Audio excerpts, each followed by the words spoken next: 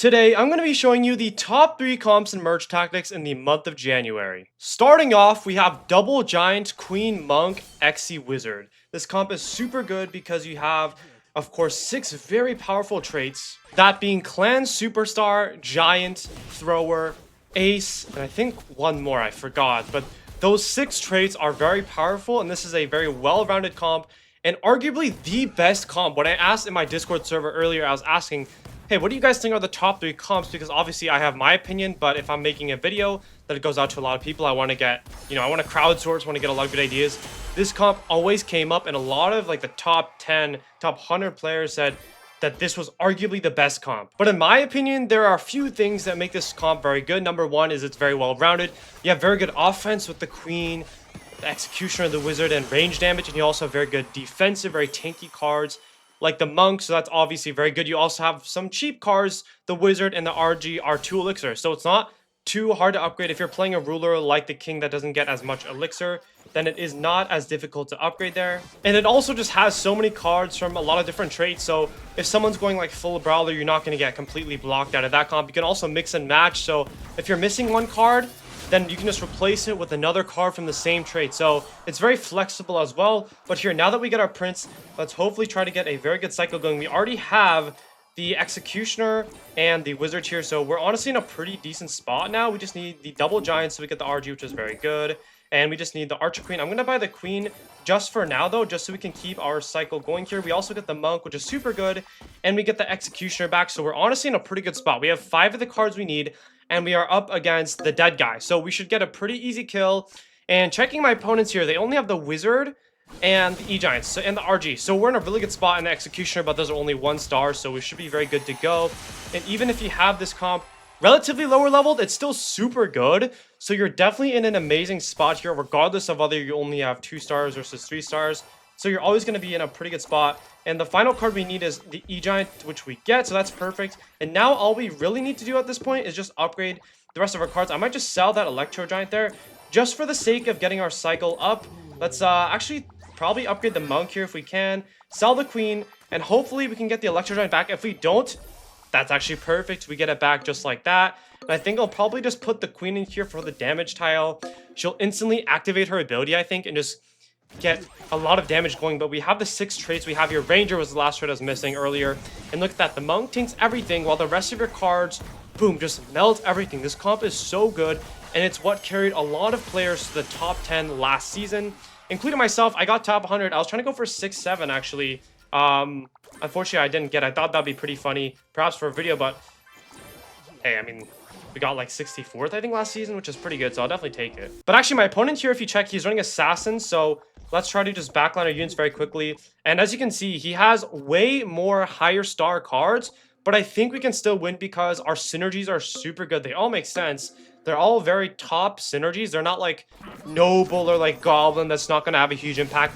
You get Ace, that's so perfect on the Monk. The Monk just so tanky. You have Rangers. Obviously, Rangers is huge. And look at that. We're just going to completely destroy this guy. The second best comp in merge tactics up next is full Brawler plus Throwers. Let's get the Goblin here. And we do get 2 Goblins, so this is a very good start. But I would say you should go for 4 Goblins plus Executioner and Princess or Wizard. You can mix and match those 3 blasters because in a lot of cases, you're not just going to be able to get the optimal, loadout. Those 3 are very flexible. You can interchange them and have, a very good game. But I just wanted to quickly bring something up. If you guys are not subscribed, make sure to subscribe because we are almost at 40k.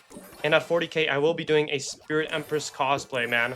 I am looking forward to that one a lot. But yeah, we're just cycling and we get these cards. Not too bad. We have the 3 Goblins, so I'm not complaining. But also something I wanted to bring up very quickly is I actually bought something for the first time. Something, I guess, of value with my own money. I just bought this AirPods Max. I was super excited for this. I'm usually a pretty frugal guy. For example, like when I get food, I don't really eat out at restaurants a lot because it's pretty expensive. I don't really feel good spending a lot of money, nor can I really afford to eat out a lot, to be honest. So I don't really spend that much money, but today was like the first time I just decided to spend money because I just save money on myself a lot. And I'm like, okay, you know what? I've been working very hard lately. Let's just spend a bit of money on myself today. Just just treat myself. That's the first expensive thing I bought for myself personally. But our final card that we need to go for is the P.E.K.K.A, so that's perfect. And the Executioner and the Wizard we already have, so that's very good. But it's like the first expensive thing I got myself, and I just said, let me treat myself. This is the actual AirPods. I took them out. And I'll tell you why this is so significant to me in a bit after we sort of farm and maybe upgrade our cards a bit. But I think what I'll probably do now is I'll probably sell the Executioner here. And maybe I kind of just want to upgrade the Brawlers if I can. Maybe if we can get like 1 3-star, that would be very good. But the reason the Brawlers are so good is because they're just so tanky, man. You can stall for so long while your throwers just DPS all of your enemy troops down. So the blasters tank so much while your throwers do the damage. So this is just a very good combo. It's also extremely cheap. This is the exact comp I pretty much one-tricked last season to get top 1 in the world with King, one of the first 10 players to Diamond as well. So this comp was just my bread and butter in the last season. So let's go for the Dark Goblin. Let's go for the P.E.K.K.A here. But why the AirPods are so significant is obviously the AirPods Max came out quite a while ago, right? I think it was a few years ago, maybe like four years ago, something like that. But I was in high school at the time they came out, and I actually went to like an international school because I lived in Korea, so it was like sort of like a private school. It wasn't quite as expensive, but you still had to pay to attend. And you know, of course, if you go to like a private school or like an international school where I went, there's gonna be a lot of like rich folks, right? Because they actually pay the tuition. My parents didn't actually pay the tuition full because that's just too expensive, right? So the company my dad worked at paid for most of the tuition at that school. So that's a large reason why I was able to attend the school. And that means that I wasn't as wealthy as a lot of the kids there. And so I couldn't just easily afford to just, buy whatever I want, like a lot of the other kids. So for that reason, when the AirPods Maxes came out, I really wanted them, but they were just too expensive, right? Like, I mean, like, I could like buy them, but it wouldn't be a good financial decision is what I'm saying. So I didn't buy them for years. Even though I wanted them, I didn't buy them. But now that I've, you know, finally actually made a bit of money myself, and now that I'm able to like sort of afford it myself, that's the reason I bought it. So it's pretty significant for me. I've wanted it for years, and now I got it. So I'm super blessed to just be able to buy a pair of AirPods Maxes. To a lot of you guys, that's probably like, what do I have like 2 3 of those? But to me, I've wanted it for years, and I'm very glad that I'm finally able to get it. So that's why it's significant for me. But anyways, a bit of a tangent there. Let's try to max out our Mega Knight. That's super good. And we actually get the Executioner as well. So now it's pretty much game over because these cards are so powerful and they tank for so long that you really can't beat them when you have this power level, unless you're using some of the other comps on this list here. But I think this is probably our limit. So I think what we'll do now is we'll block the cards. We're up against Full Clan, another very powerful comp. So let's block the Queen and the Valk. Those are the 2 most problematic cards. And we naturally block the Barbarian and the Wizard. And, dude, we don't need to block the Spear Goblin. It's a Spear Goblin. But either way, guys, we're going to completely destroy this guy. We might even take him out in 1 round. That's why this comp is so good. The Mega Knight as well, the Ace buff. Even if your Mega Knight's under-leveled and your Executioner gets it, that is also so good. And just like that, dude, we're going to completely destroy this guy with the 2nd best comp. Coming in at the number 3 spot, we have, to no one's surprise, can you guess Full Clan? Yes, we have Full Clan. Let's go for the Goblins here. And let me explain why Full Clan is just still so good. So Full Clan actually just recently got a hit speed nerf. So yeah, that did sort of tank it down. Also, oh my god, my Spear Goblin is 1 HP. I just realized because of the undead trait there. That was probably not a wise move to place. But the clan buff, or the clan trait did get nerfed in terms of hit speed. But I would say it's still pretty good. And I think what I'll probably do here is I might just go, let's just sell the mini P.E.K.K.A. Let's just go Goblin for sure. But Clan actually got a hit speed nerf, so now the hit speed doesn't last infinitely. Also, why did he put his Echo on the damage tile? I'm pretty sure that doesn't affect it because the Echo just has like a cooldown. The damage doesn't matter. Okay, I don't know why I just put it there. I'm pretty sure. But either way, yeah, we do cancel it before it hits, which is very good. But the Clan did get a nerf, but it's still very good because the heal is just still very insane. So let's try to go for the Clan now. We do get some pretty good merges. Also a Queen, which is pretty good. Let's get the RG here. I'm just going to sell the Queen just for the sake of cycling here. And we're just going to keep buying cheap cards, sell these merges, and now we're honestly in a pretty good spot. So let's get the Valkyrie here, mini P.E.K.K.A. Wizard, very good. We also got the Queen, but I am still pretty broke, so we're probably just going to keep that. Let's just put these guys in for now, upgrade that Valkyrie. And we have a pretty good like intermediate comp right now. He does have Assassins, though, which is not ideal, but he only has 2 cards since he's the king. I guess he's trying to lose, so that's pretty good for us. But we do take this game pretty easily, and all we need to do is get this queen here, and we should have the full clan. Now, the full clan for Merge Tactics is, you could use, there's a lot of variants. So there's 4 main variants that come to mind for me. There's full clan plus Skelly King, Skelly Drags, full clan plus Prince, Princess, plus Mega Knight Executioner, and Spear Goblin. Goblin, and I think which one you should use just really sort of depends on multiple factors. What rulers you use, what starting hand you get, what cards other people have.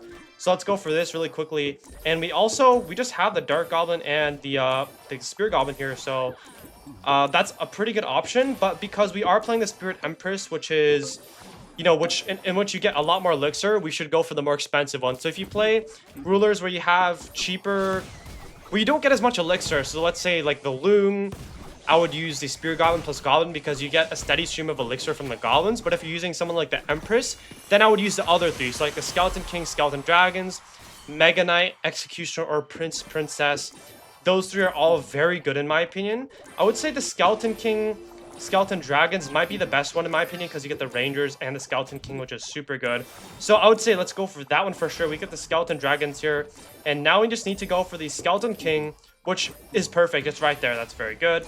And all we need to do now is just upgrade the rest of our cards. So we're in a very good spot. We just need to upgrade now. And we do get another Skeleton King upgrade, so that's good. I'm going to put my Wizard here in the damage tile because, I mean, my Wizard's not going to get damaged. That's generally how you want to go for the damage tile. Just put your range units there if they're not going to get damaged. And look at that. He just does so much damage, and we're just able to clean this guy so much. But next up, we have the Skeleton King here. Honestly, I think we could probably get a 3-star. I think what I'll do is I'll sell the RG. No, we're not going to do that. So I'll probably sell the Skeleton King.